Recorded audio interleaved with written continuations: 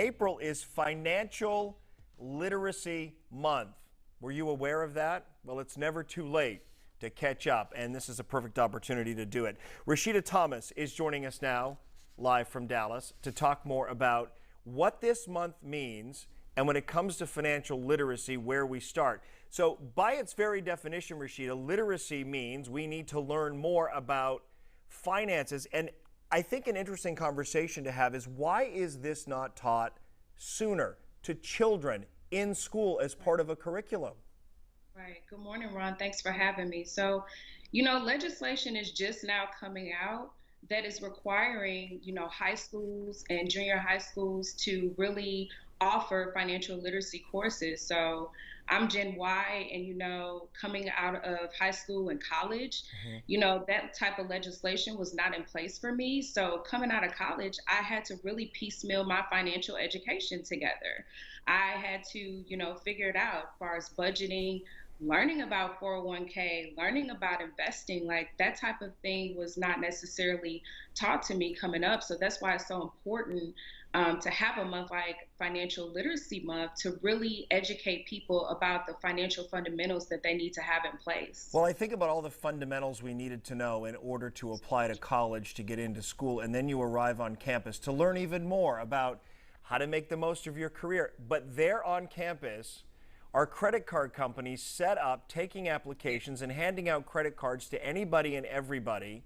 And then we learn this hard lesson that, yes, you can charge something and have the immediate gratification, but then comes the interest rates and the minimum payments, and you find yourself in a cycle of debt. How do we break that cycle when we get caught up in it so early in life? You have to give yourself grace, and you have to forgive yourself for the financial mistakes that you make.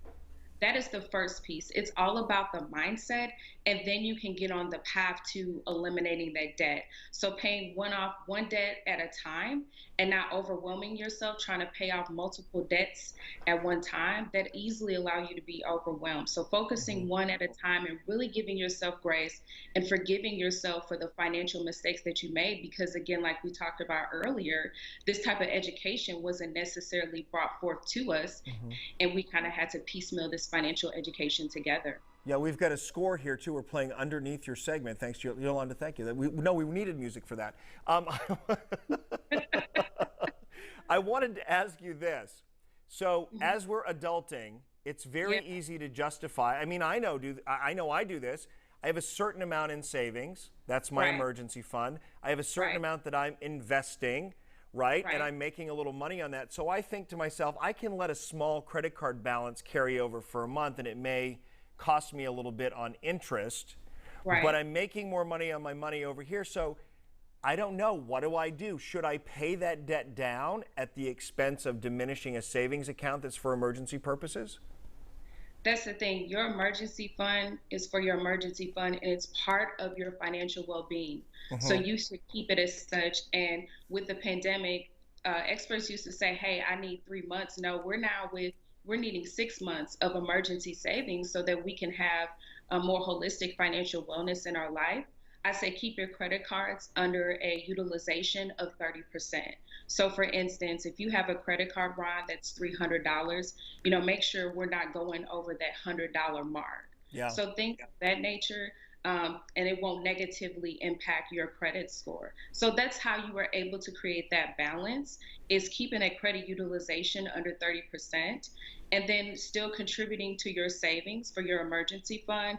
And then also make sure you're not going under that threshold where you start feeling financially comfortable regarding your bank account. And listen, I have been financially unwell, and it was early on in my career when you're trying to make ends meet and you're trying to get ahead and expenses are piling up. And when I hear financial wellness, I want people to make the connection here that when you are carrying debt, worry comes with that. And it's an encumbrance, and it creates anxiety, and you lay awake at night and you don't sleep well. So really, for us, as a final thought, explain to people the importance of clearing your financial path so that you are feeling better about your life. Right. So you didn't get into that debt overnight.